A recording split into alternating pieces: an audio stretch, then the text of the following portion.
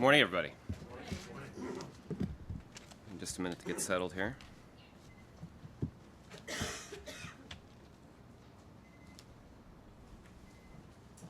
So before we get started, I do want to just read a statement about the violence overnight in Egypt. The United States strongly condemns the use of violence against protesters in Egypt. We extend our condolences to the families of those who have been killed and to the injured. We have repeatedly called on the Egyptian military and security forces to show restraint and for the government to respect the universal rights of its citizens, just as we've urged protesters to demonstrate peacefully. Violence will only make it more difficult to move Egypt forward on a path to lasting stability and democracy, and runs directly counter to the pledges by the interim government to pursue reconciliation. We also strongly oppose a return to a state of emergency law and call on the government to respect basic human rights, such as freedom of peaceful assembly and due process under the law. The world is watching what is happening in Cairo. We urge the government of Egypt and all parties in Egypt to refrain from violence and resolve their differences peacefully. So with that opening statement, Nedra, we'll go to you for the first question. Thanks, Josh. These are the kind of statements you've been making for about 6 weeks now, calling for calm. Is there anything else the United States can do to apply some leverage here? Is the administration reconsidering its position on labeling this a coup? We're still sending $1.3 billion to the military. Is there anything we can do to get them to stop the violence? Well, as you know, Nedra, over the course of the last several weeks, senior officials in the Obama administration have been in touch with their counterparts in Egypt. We've read out to you a number of calls that Secretary Kerry has done with his counterpart in Egypt. We've described a number of calls between Secretary Hagel and his counterparts in the military leadership in Egypt. Deputy Secretary of State Burns was just in Egypt last week. He was joined by his counterpart from the EU and diplomats from the UAE and Qatar as well, all having meetings with officials in the Egyptian interim government. Senator Graham and Senator McCain also traveled to Egypt last week. So there are open lines of communication between the United States and Egypt. And I think, as this statement that I just read makes pretty clear, our view that the government should respect the basic universal human rights of their people is unambiguous. We've been very direct about that. We also will continue to hold the interim government accountable for the promise that they've made to speed the transition to a civilian, democratically elected government. That's what we would like to see in Egypt, not just because of our firm belief in universal human rights, but also because it's the will of the Egyptian people. So we will continue to be in touch with our counterparts in Egypt and continue to urge them to follow through on their commitment to transition to a democratic civilian government, and to do so through an inclusive process. And those messages are pretty unambiguous and are sent on a regular basis. Are you reconsidering the position on whether or not this was a coup? As I think we've talked about a couple of weeks ago, we have determined that it is not in the best interest of the United States to make that determination. But as we've also said throughout that process, we are on a regular basis reviewing the aid that is provided by the United States to Egypt, and we'll continue to do that. And just finally, how is the president being kept updated? Was he monitoring this overnight? Can you give us some details about that? Well, I can tell you that the president has been briefed on the violence that occurred overnight in Egypt. As you know, the National Security Advisor, Ambassador Rice, is traveling with us this week. And the president will continue to stay updated and is asked to be regularly updated as events warrant. So he is closely monitoring what's happening there. Josh, you've been calling for an inclusive government in Egypt for weeks now. After what's happened here, why should the Muslim Brotherhood be prepared to talk to the Egyptian military rulers? Mm-hmm. Well, part of the conversations that Deputy Secretary Burns and others have had with Egyptian officials is that it's in the best interests of all sides to pursue reconciliation, to put an end to the violence, to respect basic human rights, and to put in place a government that reflects the will of the Egyptian people. That is the clear view of the United States, and it's something that we have, as you point out, urged them to do for quite some time now. But it's also in the best interest of the Egyptian people. And so we are hopeful that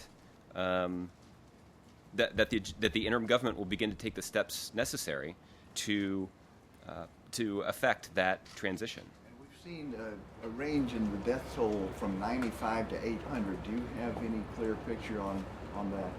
I can tell you that that our folks who are monitoring this situation are working to get some more details about what exactly happened. I don't have any more details to share with you specifically about what our knowledge is at this point. But suffice it to say they are trying to get greater clarity about what's actually happened. And when you say that you will hold the interim government accountable, in what way?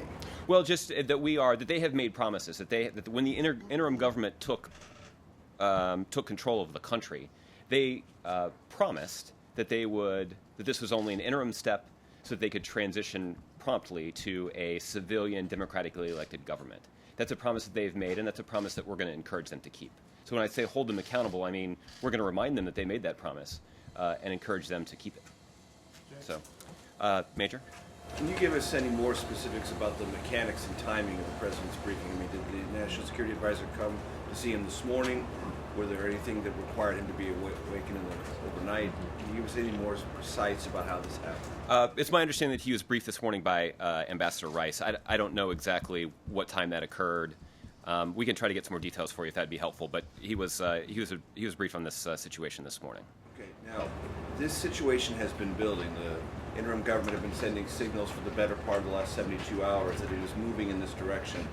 Were there any last-minute efforts at any level of the United States government to avert this, to warn them, to urge the transitional government not to take these violent steps that have now resulted in so many deaths?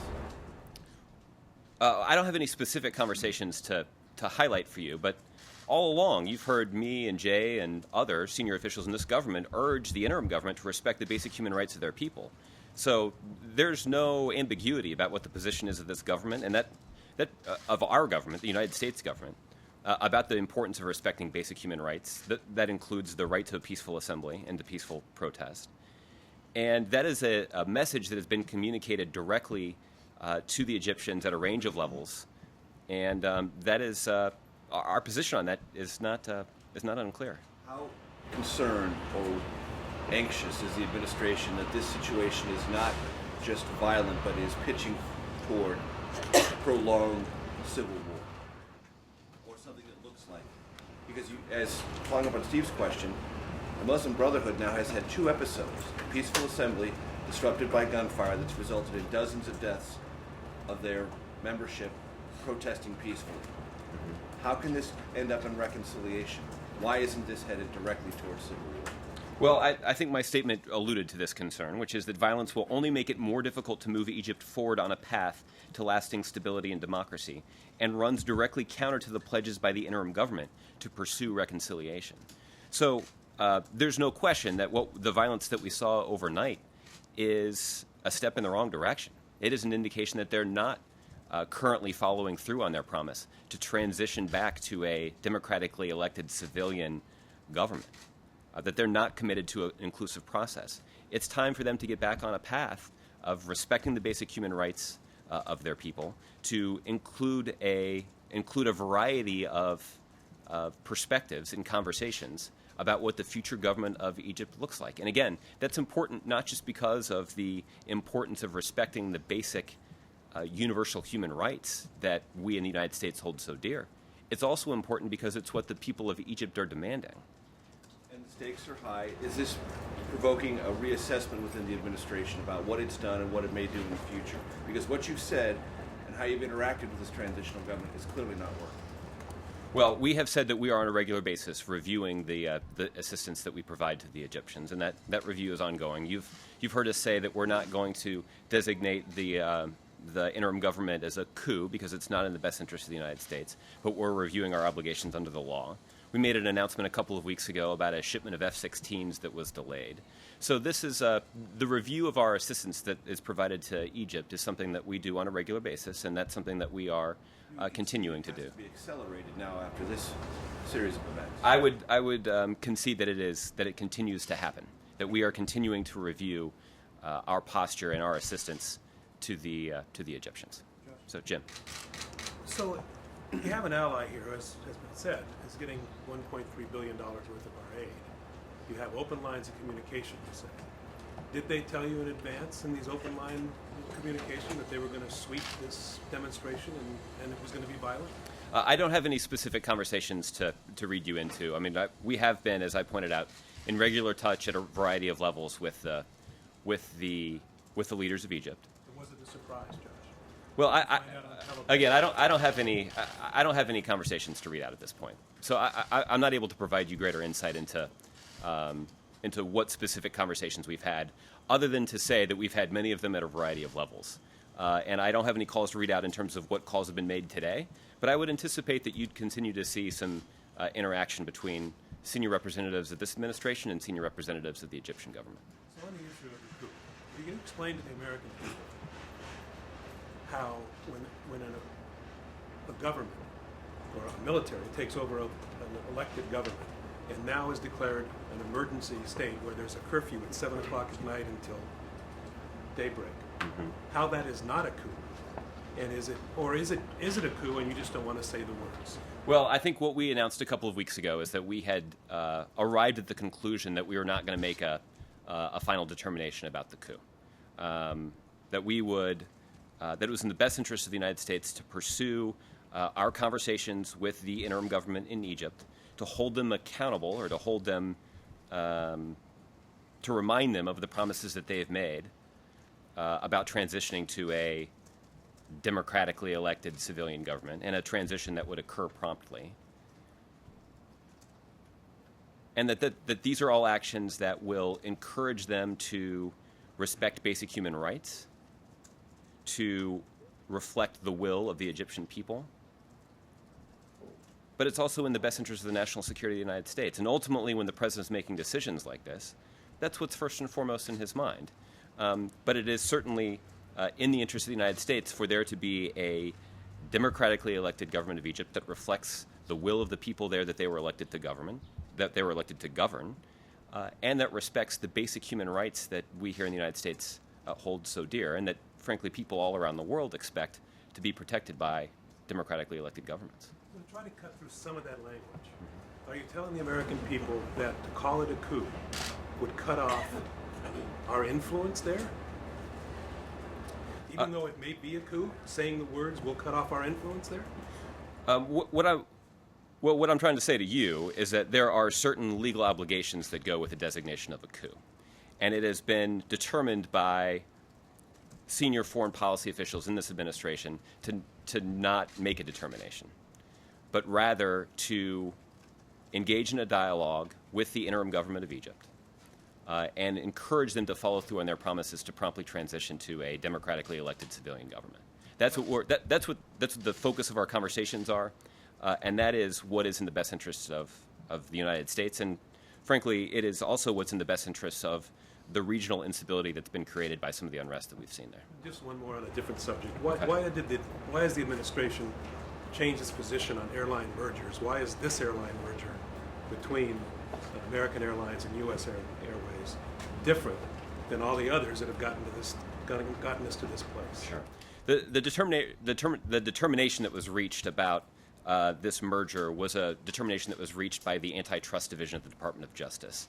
And I know the head of that division, Bill Baer, hosted a news conference yesterday where he explained the determination that was reached by the Department of Justice. That was an independent enforcement action that was taken by the Department of Justice, and I don't have anything to add to their conclusion. Okay, Kristen. Josh, you said you couldn't read out any phone calls, but can you tell us if the president has made any phone calls without reading out the specifics to leaders in the region? I don't have any calls to read out at this point. Can you tell us if senior administration officials have, without reading out the content? Right. At this point, I'm not in a position to do that. Okay. And on another topic, the president is hitting the road next week. He's going on a bus tour. Can you give us some more specifics about that trip, and can you respond to Republicans who say this is another example of the president campaigning and not legislating? And to what extent is the president concerned that by tweaking Republicans, he actually makes it harder to get a deal done on the budget? Yeah, there's a lot there. So why don't let's start with some basic facts, and I'll get to some of points that you made. As many of you have heard, on Thursday, August 22nd, the president will commence a 2-day bus tour through through New York and Pennsylvania. Along the way, he'll discuss the importance of ensuring that every American has access to a quality education by reducing cost and improving the value of higher education for middle-class students and their families. Stops along the way. I know these are eagerly anticipated details. The president will make stops in Buffalo, New York, Syracuse, New York, Binghamton, New York, and then an as-yet unscheduled stop somewhere in northeastern Pennsylvania. So we'll have some more details on this as we get locked down. Northeastern Pennsylvania. Possibly. We'll let you know when we have some more details on that. In terms of what the president will discuss, I would encourage you and the Republicans that have apparently been talking to you to wait and judge the president's remarks after he's delivered them. I would assume that Republicans, at least in principle, would agree with the president that a policy priority of the federal government should be making sure that a college education is both affordable and accessible to middle-class families all across the country. I think there's some evidence to indicate that Republicans share that goal. We saw there was some cooperation between Democrats and Republicans in Congress to reduce student loan interest rates that had doubled at the 1st of July. So we did see some cooperation there. And the president will lay out some ideas that he has about other things that we can do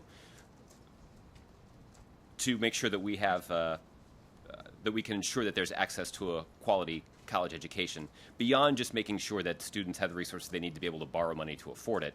Maybe there's some steps that we can take, and you've heard the president talk about this a little bit already, some steps that we can take to actually reduce the cost of a college education or at least prevent it from growing at the rapid rate that it's currently growing. So we'll get into this a little bit more, but it's certainly the president's view that in a 21st century global economy, a college education has never been more important.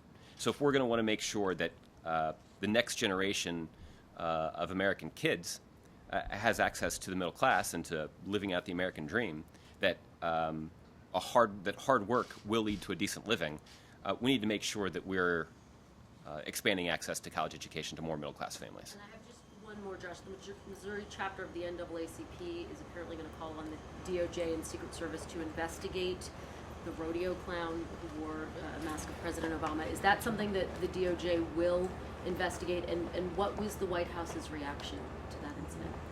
I have not talked to my colleagues in the White House about this, and I haven't heard about the president's reaction if he had one. I can tell you as a native Missourian, it's certainly not one of the finer moments for our state, and not the way that I like to see our state mentioned in the news. In terms of any Department of Justice action, I'd refer you to them. Josh, you were talking about... Let me go to Dan, and then we'll come back to him. Back to Egypt again. Is there any forceful action that's on the table being considered now? You've laid out a lot of conversations that are taking place at the highest levels, but what other steps are being reviewed now to deal with the current situation on the ground there?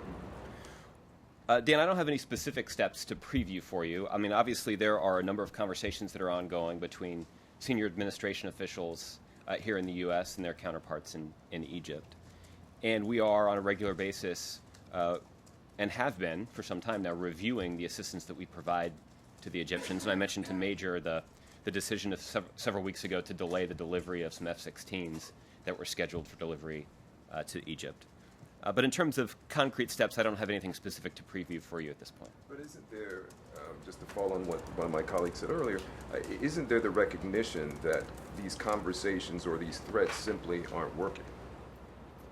Well, certainly the violence that we saw overnight in Egypt does not reflect the stated commitment of the interim government to pursue a democratic transition. It doesn't reflect their commitment to respecting basic human rights like the freedom of the right to a peaceful protest.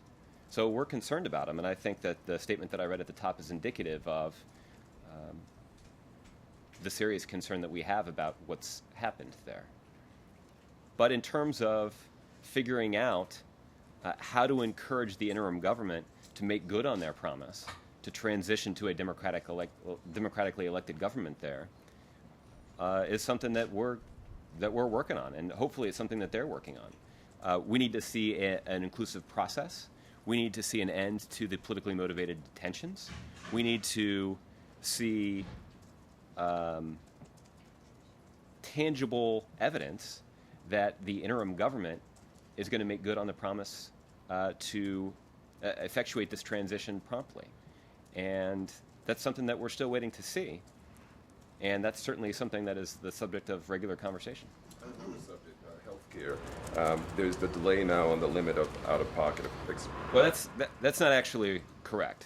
The delay, the caps on out-of-pocket medical expenses will go forward and will be implemented on schedule January 1st, for the first time, thanks to the Affordable Care Act. Well, it's my understanding that it's going to be delayed until 2015. Is that incorrect? It is. What is correct is that on January 1st, 2014, for the first time, every single American will have access to a health care plan that will limit their out-of-pocket medical expenses. That means that never again will a family go bankrupt because somebody in their family got sick. That is a historic consumer protection that is in place on time and on schedule because of the Affordable Care Act. So that is among the other things. There have been a number of other insurance company abuses that have been ended because of the Affordable Care Act, where no longer, as of January 1st, no longer will insurance companies be able to discriminate against people that have pre-existing conditions. It will, thanks to the Affordable Care Act, there will be an end to the lifetime and annual caps on the benefits that insurance companies will pay out. And for the first time, there will be in place caps on the medical costs that families will be forced to pay out of pocket. So there are some significant consumer protections that are ready to go in place on schedule and on time starting at the beginning of the year. Well, Republicans are charging that these kinds of delays, including last month when employers did not have to provide, or delayed, employers don't have to provide insurance to full-time employees. Presumably these are Republicans who... It shows that essentially this health care law is just not ready for prime time. Mm-hmm. That the president has simply overpromised and now can't deliver. How do you respond? These are the same Republicans who voted against the Affordable Care Act. How do you respond? Right. They're the same Republicans who voted 40 times to defund the Affordable Care Act. Right. The same Republicans who are threatening to shut down the government if Obamacare is not defunded. My point is, it's a little hard to take their criticism seriously, considering their opposition to the law in the first place. I was telling some of my colleagues earlier, this is akin to Alex Rodriguez complaining that the drug testing program that Major League Baseball has in place isn't sufficiently strict. It's just hard to take it on its face. It doesn't. It's difficult to take them seriously in their complaints. What if you support the law and are looking forward to some of these benefits, like this exemption on the cap? Exposes you to more costs than you originally thought you might be. See, there's been some reporting on this that hasn't been entirely accurate. The fact of the matter is that as of January 1st, so just 3 or 4 months now, every single American will have access to a health care plan that will limit their out-of-pocket medical costs. Currently, there's no cap on that. Republicans want to repeal Obamacare so they'd go back to a situation where there's no cap. But because of the Affordable Care Act, because of Obamacare, on January 1st, there will be a cap. And that will be a source of comfort to a lot of Americans who don't have to worry about going bankrupt just because somebody in their family gets sick. Yes, but the exemption creates a cap for 2 different kinds of health care expenses: pharmaceutical care and other medical and doctor's care. Well, the original assumption was that there would just be one universal cap, and because some companies have or benefit plans have 2 forms of coverage, you're going to be exposed to 2 caps instead of just one. Well, correct? Partially correct. First of all, let's clarify about which programs we're talking about. Through the exchanges, through the marketplaces where people who don't currently have insurance or don't get insurance through their employer can go to a marketplace and sign up for a health care plan that includes out-of-pocket caps. So basically, they will limit their medical costs to about $6,300 a year, out-of-pocket medical costs to about $6,300 a year. That is something that has never been in place before, and will be a source of comfort to a lot of Americans. And like I said, never again will anyone have to be worried about going bankrupt just because somebody in their family gets sick, because there will be a cap on their out-of-pocket medical expenses, and that is available through the marketplace in all 50 states. Now, if you get health insurance through your employer, which is, to be fair, the vast majority of Americans. For those, some of those plans do include caps. And when they, a unified cap, basically through both their medical costs and their drug costs. And that cap will be lowered to about $6,300 a year. Now, in those, and that's, again, a large chunk of Americans who currently get their benefits through their employers. Now, there's a third category of people who get their benefits through their employers, but have two different plan administrators, one for medical costs and one for drug costs. So if those plans have caps, they will be lowered to $6,350. If they don't, those Americans still have the opportunity to go into the exchange and can purchase a plan through the exchange that has out-of-pocket medical costs, that caps out-of-pocket medical costs. So there still is the opportunity for those Americans to do that. So when I say that every single American will have access on schedule and on time on January 1st to a health care plan that limits out-of-pocket medical costs, that is a promise that the President has made good on, and that is a promise that we are pleased about. Now, what you're referring to is the special class of plans where by 2015 there will be a situation in which the unified out-of-pocket medical costs will be $6,300. Right. Just one quick thing. Yes. Has the President had a chance to see the movie The Butler yet? That's a good question. I don't know whether or not he's seen the movie. Margaret. With the caveat that you've made it perfectly clear he will be not making any announcements on the Fed selection during this vacation. I appreciate your stipulation there. Has the President had any discussions with possible Fed candidates on this trip or on any of the staff about that process? And is this something during this vacation that he's talking about either with lawmakers or with any of the folks he's golfing with or seeing on the island? I would, the President has made clear that he doesn't intend to make any decisions about his Fed chair nominee until the fall. And I do think that the vast majority of the President's time this week will be focused on enjoying a little downtime outside of Washington, D.C., on the golf course and with some friends and with his family, of course. Would you rule out for us that he's speaking with any possible Fed candidates during this trip, or would you just choose not to answer the question? Well, the only reason I'm reluctant to answer your question is because I don't want to set a precedent about how open this process is going to be. I don't think it's going to be particularly constructive for us to have an open audition, if you will, for the Fed nominee position. So it is a process that the President takes very seriously. And I think you heard him talk about this a little bit in response to your question, Major, on Friday, about the criteria that he's going to use to make this selection. I know that he got a question about a couple of the widely reported potential nominees. I don't have anything to add to his pretty clear statement, I thought, about the criteria that he's going to be using to select the next Fed chair. Let me ask you this then. He did say the other day that he wants a Fed chairman who makes sure we're not seeing artificial bubbles. And I'm wondering if you can kind of shed any more light on whether he is thinking that there may be some new bubbles that are forming, and whether you could talk about any of those areas, and do you think that that'll be part of the discussions on the bus tour also? Right. I don't think that he was trying to send a signal in that question that he was concerned about a specific aspect of the economy.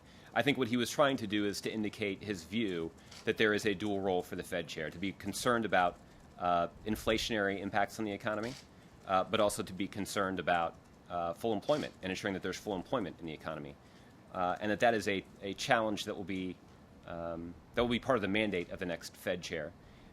So I don't think he was trying to relay to you his own analysis of that situation, but rather to describe to you what he thinks the next Fed chair will have to grapple with in that job. A generality, but not a specific housing or credit or anything like that. That's correct.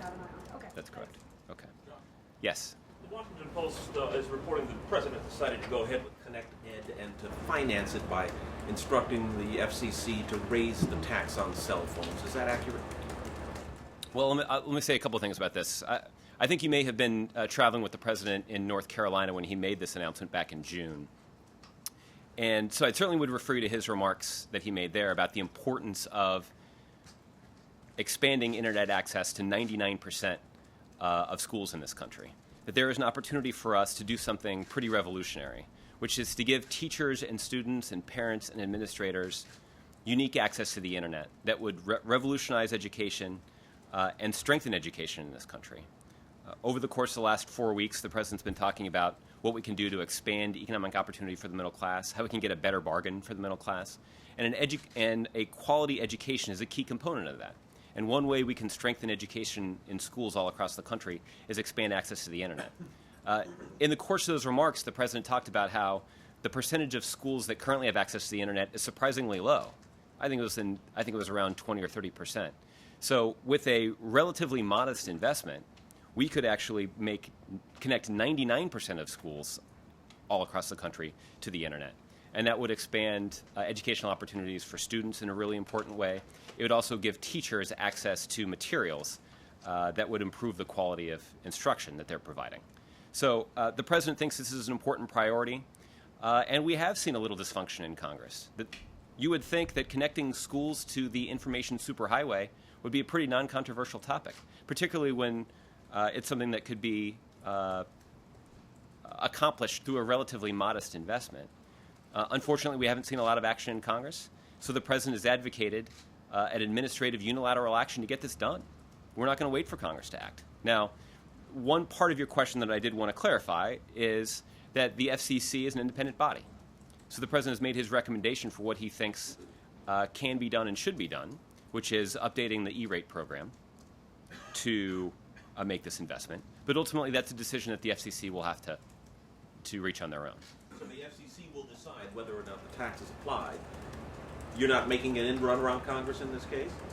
Well, end run is not the word I would use. What I would say is that there has been, what we have seen from Congress is we've seen a lot of stagnation and dysfunction and an inability to act on some rather obvious priorities of the American people. And so we have made pretty clear, and I think the president's demonstrated a willingness to act on his own where he can and where necessary to make progress on those priorities. And that's exactly what we're doing in this case. Now, the one exception to that is that the FCC is an independent body, and they'll have to make their own determination about whether or not they want to update the E-rate program. If they do, I think we've seen some analysis from them that the impact here on consumers is pretty minimal.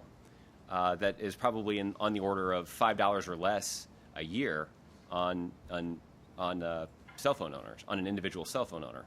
Now, for the prospect of connecting 99% of American schools to the internet, the president thinks that's a pretty worthy trade-off and a worthy investment. We'll see if the FCC reaches the same conclusion. Isn't that, though, an argument that you need to get Congress to agree on? Not necessarily. The E-rate program is a program that already exists exactly for this purpose, which is to expand access to telecommunications technology all across the country. So this is a program that's already in place. They just need to make a decision about whether or not they want to update this program so that they can wire schools to the internet. Again, the president thinks that's a no-brainer.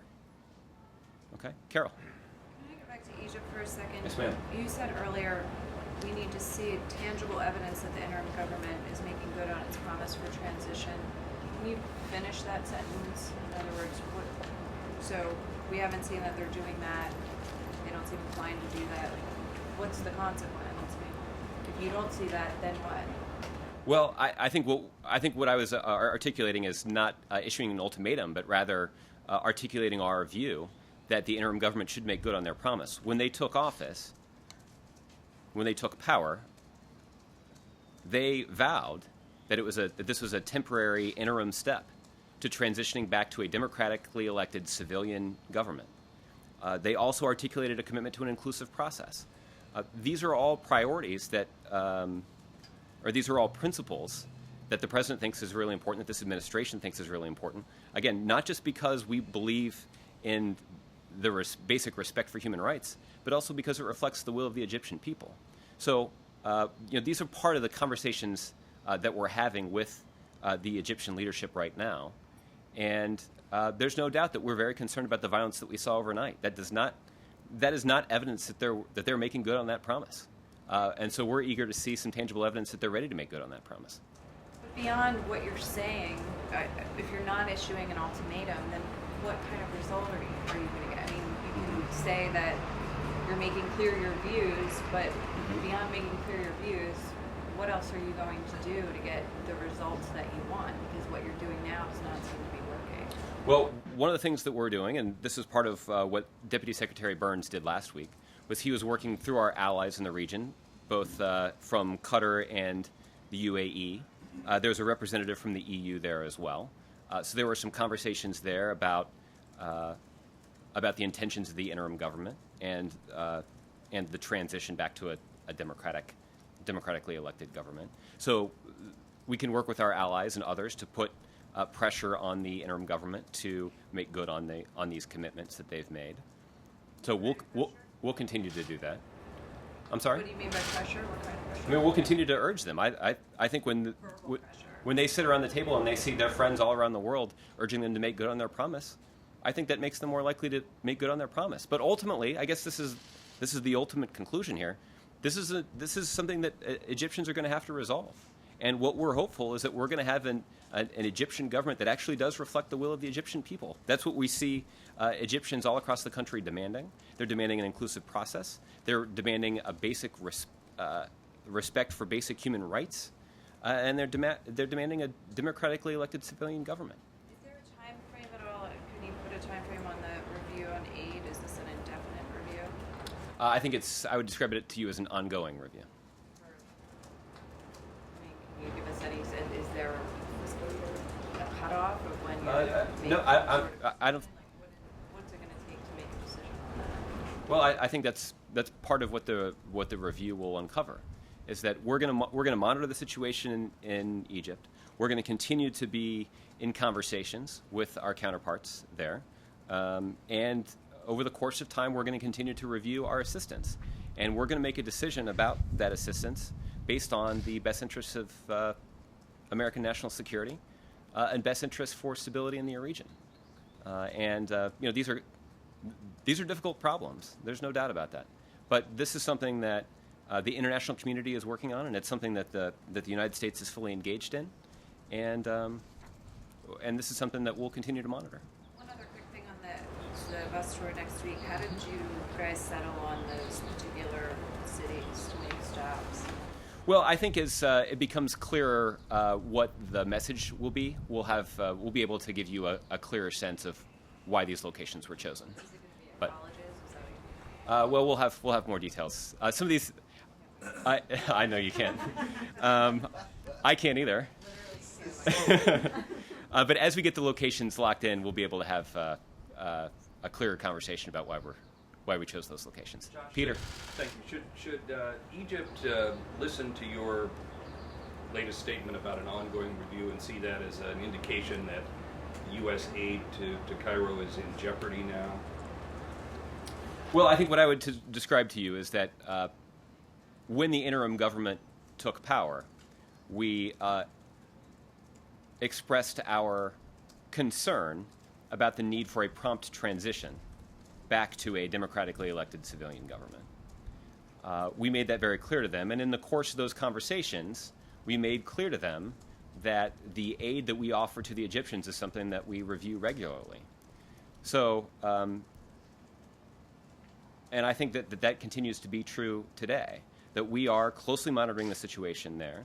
We are committed to making sure that they make good on their promise to effectuate that transition and to do so promptly. And that while that is going on and while those conversations are going on, we are also at the same time reviewing the assistance that we provide to the Egyptians. We're also closely consulting with our allies and partners in the region who also provide assistance to the Egyptians. So there is not just a bilateral effort and bilateral conversation that's underway. There are multilateral conversations underway that also have an impact on, or presumably will have an impact on, the decision-making by the interim government in Egypt. How does the administration define prompt in this case? A lot of people have died since that original statement. Yeah, that word prompt. Well, we've said you heard me say at the very beginning of this briefing that we're extremely concerned by the violence that we saw overnight. That is not an indication that they are moving in the right direction of setting up this interim civilian democratically elected government. It does not reflect the commitment to basic human rights, and that's something that we're pretty concerned about. If I can just do a 180 and go back to healthcare reform Okay. for one moment. To what extent is the administration concerned that stories like the one that popped yesterday and other tweaking, if you will, delays have raised doubts, added to confusion leading up to October 1st? To what extent is the administration concerned about it? And if so, what can we expect in terms of education and presidential involvement between now and October 1st? I think the president and others in this administration have been pretty clear that when you are implementing a complicated piece of legislation like the Affordable Care Act, that there are going to be glitches along the way. And so then the question is, do you try to cover up those glitches? Do you try to paper over the differences? Or do you implement the law in a way that will ensure that the benefits go to the people who need them? So in this case, we're talking about or at least in the case of the New York Times story that ran a couple of days ago, we are talking about a program that, or I should say, a consumer protection that will make a significant difference in the lives of millions of Americans. Again, there are millions of Americans right now who are worried that they may go bankrupt if somebody in their family gets sick. After January 1st, they won't have to worry about that anymore because they'll be able to enroll in a program, whether it's through their employer or through the marketplace, that will limit their out-of-pocket expenses. That will be a welcome relief to middle-class families who are feeling vulnerable. And our top priority right now is making sure that we get this right, that we implement this in a way that we maximize the benefits to the people who need them. And that is, and when I say the people who need them, I mean the millions of Americans who don't have health insurance right now.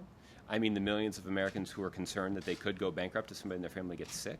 I mean the small business owners who are concerned about the impact that rising healthcare costs is having on their bottom line. There are a lot of people who stand to benefit from the proper implementation of the Affordable Care Act, and that's what we're focused on. I know that there are some Republicans in Congress who would rather turn this into a political argument and relitigate some political fights that were fought and won 2 or 3 years ago.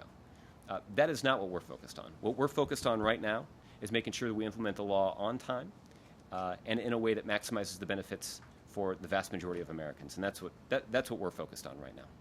So, yes. To jump back to Syria, was the administration surprised not to have been given advance warning of the security forces' actions? You mean Egypt? Egypt, sorry. That's okay. And is there any concern about the optics of the president playing golf today while this violence is ongoing with TV footage of rows of dead bodies? Mm-hmm. Well, again, I don't have any specific details to read out to you in terms of the conversations between the administration and officials in Egypt. In terms of the president's activities today, the president is being kept apprised of the developments and will be briefed as necessary. He's already been briefed this morning by his national security advisor, and he's asked his team to keep him advised as developments warrant. And I anticipate that he will do that over the course of the rest of the day and probably the rest of the trip.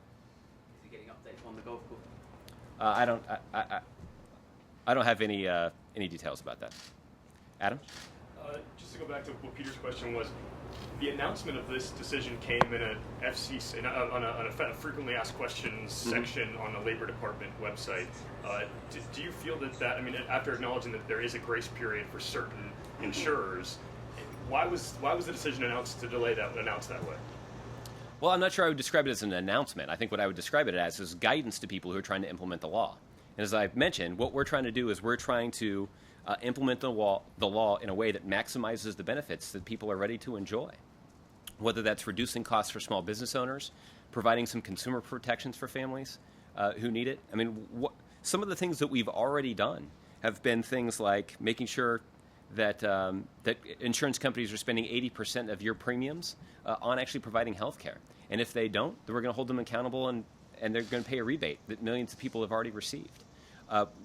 Starting January 1st of next year, people can no longer be discriminated against just because they have a pre-existing condition. So there are a whole range of ways in which this law is being implemented to maximize benefits to Americans. The other thing I left out, millions of seniors have already gotten billions of dollars in assistance in affording their prescription drugs. So this is moving forward, and it's largely on, and this is moving forward in a way that largely maximizes the benefits of the people who are looking for relief. And that's what we're focused on. And what you saw from the Department of Labor was a document that was offering just the kind of information that Peter was asking about how the law is going to be implemented. But the lifetime caps is something the president, or the out-of-pocket caps is something the president's been touting for quite a long time in almost every speech he gives on healthcare. And if there's this third group of people who buy insurance, as you talked about, who we're going to see a significantly higher out-of-pocket cap than they might have expected, given what the president's been saying, is there a more effective way to convey that information to them than the Labor Department website? Well, just to be clear, I don't think it's a higher cap than what they were expecting. I actually think it's a lower cap than what they currently have. But it's 2 caps. Right? Yeah, it's 2 caps, but these are caps that are lower than what they currently have. So these are people who are already getting benefits right on time on January 1st. So this is, frankly, this is good news. This is delivering on what we're trying to do. We're maximizing the benefits for people here who are looking for it, right? There are people who are currently wondering, what am I going to do? I either don't have insurance, or I have insurance that doesn't have a cap, or has a cap that's so high that effectively would cause me to go bankrupt if somebody in my family gets sick. But as of January 1st, every single American in this country will have the opportunity to purchase an insurance plan that has a cap exactly at the level that the president promised, on time on January 1st. So should consumers be monitoring the other agency websites for other possible delays and specifics on the regulations? I think what consumers should be able to do is to rely on your accurate, solid reporting of the implementation of the Affordable Care Act. It'll be good. I was just going to give a couple of other folks a chance here, and then we'll... Kathleen? Just a few more lighter vacation questions. Okay. There's a little bit of grousing on the island about the president's disrupting the busiest week on the island. The sun came out today. I think everybody's happy about that. Okay, well, yesterday when it was raining, there was more grousing.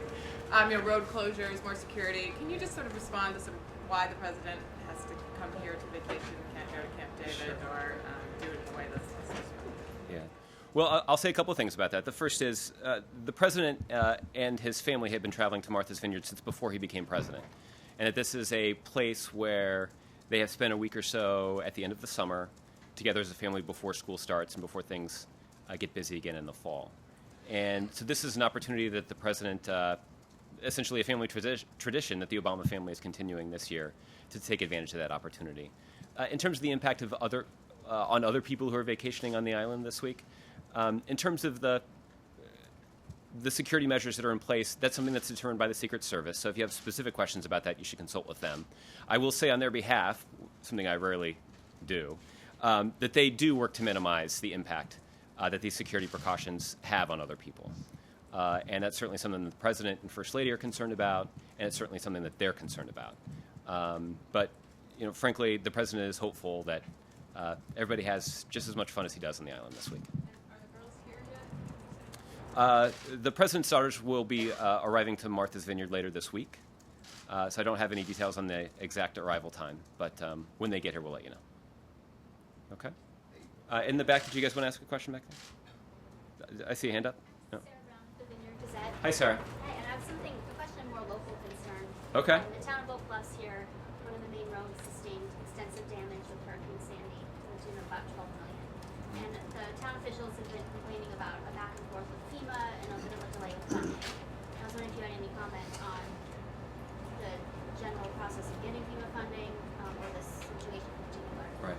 I'm not familiar with this specific situation, so it's hard for me to comment on it. I know that one of the things that that the President has talked about quite a bit is the importance of ensuring that we have an emergency response structure that works closely and successfully with state and local officials to meet these kinds of needs. And after a devastating storm like the one we saw with Sandy, those recovery efforts take some time, and they take significant resources. But I think what we've seen is that in general, FEMA, under the leadership of Craig Fugate, has gotten very good reviews for their efforts to work closely with state and local officials. And I'm confident that Craig and his team are working closely with the folks over in Oak Bluffs to try to remedy the situation over there. But in terms of the specifics and what's needed, I'd refer you to FEMA. Okay? Steve, I'll give you the last one. Thank you, Josh.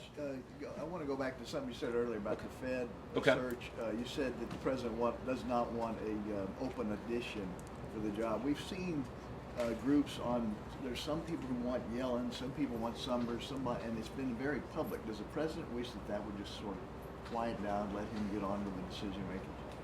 Well, I'd say people are certainly entitled to their own opinion, and the president acknowledged in his news conference on Friday that this was going to be one of the more important decisions that he'd be making, particularly when it comes to economic policy, in his second term as president.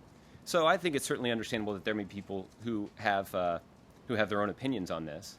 I can tell you that the president's been very clear, and I think he was pretty illuminating in his description on Friday about what kinds of criteria he'll apply in considering possible candidates.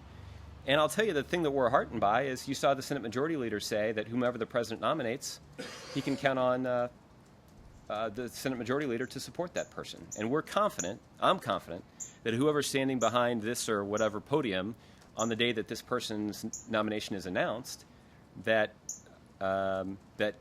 we'll be making a very aggressive case for why that person deserves bipartisan support in the Senate and prompt confirmation in the Senate for a very important job. Does he have a formal intent to resign letter from Bernanke? To be honest with you, I don't know if Chairman Bernanke has written any letters. You should probably check with Chairman Bernanke. And Josh, can you respond to the reporting specifically that says that the president, the White House, was frustrated by Senate Democrats who engaged in this process and started voicing their opinions? Yeah. Well, I guess I read the report. I can tell you that it wasn't a surprise to anybody in the White House, as I assume it wasn't a surprise to anybody here, that members of the Senate had strong opinions on this issue. That's not particularly surprising. What we're focused on, what the president's focused on, is carefully considering this very important decision. And as I mentioned, I'm confident that whoever's standing here on the day that that decision is made will be in a position to make a very strong case about why Democrats and Republicans in the United States Senate should promptly confirm that person so they can get about their very important job. Did the White House express their frustrations to Senate Democrats? I'm not aware of that. I know that report included a reference to a meeting between a deputy chief of staff in the White House and Leader Reed's chief of staff. But frankly, those meetings happen pretty regularly, and I'm assured by the deputy chief of staff that those meetings are usually not that momentous. So, we're in regular consultation with the Senate, and I am confident that whomever the president nominates won't just have strong Democratic support, but will also deserve strong bipartisan support. Major, I'll give you the last one here. There's a report that Mohamed al-Baradei, who's familiar to many people in this administration, has resigned as the interim vice president of the Egyptian government. So I know you don't have a reaction to that. I'm springing this on you. But the deeper question is it time to reassess the whole idea that this transitional government can hold? And is there any thought being given to reversing what has happened and bringing Morsi back to power and bringing the democratically elected government back to power, because the interim one appears to be not only committing acts of violence in the street, but internally falling apart? Ultimately, what we would like to see is a government in Egypt that's chosen by the people of Egypt, that reflects the will of the people of Egypt. They already chose? Let me finish. That reflects the will of the people of Egypt, that reflects the will of the people of Egypt, that the government should reflect and respect their basic human rights. And that's what we're focused on, and that's what we think is in the best interest of the people of Egypt, and it's what's in the best interest of American national security. We're not in a position to throw our support behind specific parties or specific politicians. We're actually trying to be supportive of a process that will lead to a democratically elected civilian government, and a process, I should point out, that's inclusive, that gives every party the opportunity to participate. Again, we're not throwing our support behind an individual party or personality. We're trying to support a process to the peaceful transition to a democratic civilian elected government. Does losing al-Baradei make that harder? Like I said, I'm not aware. You told me about the report, so it's hard for me to draw any conclusions. So, all right, everybody. Miami Dolphins, can you shed any light into how that visit came? It's just so interesting. I mean, it's 41 years ago. Who brought it to whose attention, and why did the president feel it was important to give them how did it happen? Yeah, I'm not sure who brought it to whose attention. I know that the tradition of inviting teams to the White House began after the Miami Dolphins had won the Super Bowl in 1973. So the president felt like it was an appropriate time to honor their perfect season in 1972 and their Super Bowl win in 1973. It's the 40th anniversary of the Super Bowl win, and so it should be a pretty entertaining event at the White House next week. Is there any tidbits that you're able to glean on that? I think a lot of sports fans are even more interested than I am in the answers. Understood. The tradition didn't Understood. exist then? I'm sure so. I'm sorry? Like who will be able to come? I can't imagine the entire team will be there. I think the entire team's invited. In terms of the travel schedule of Larry Zonka, I think you'll probably have to check with him. All right? Okay. Thanks, everybody. What time tomorrow, Josh? We'll let you know. On the beach? Thanks, everybody. I'll be around. I'll be on my BlackBerry.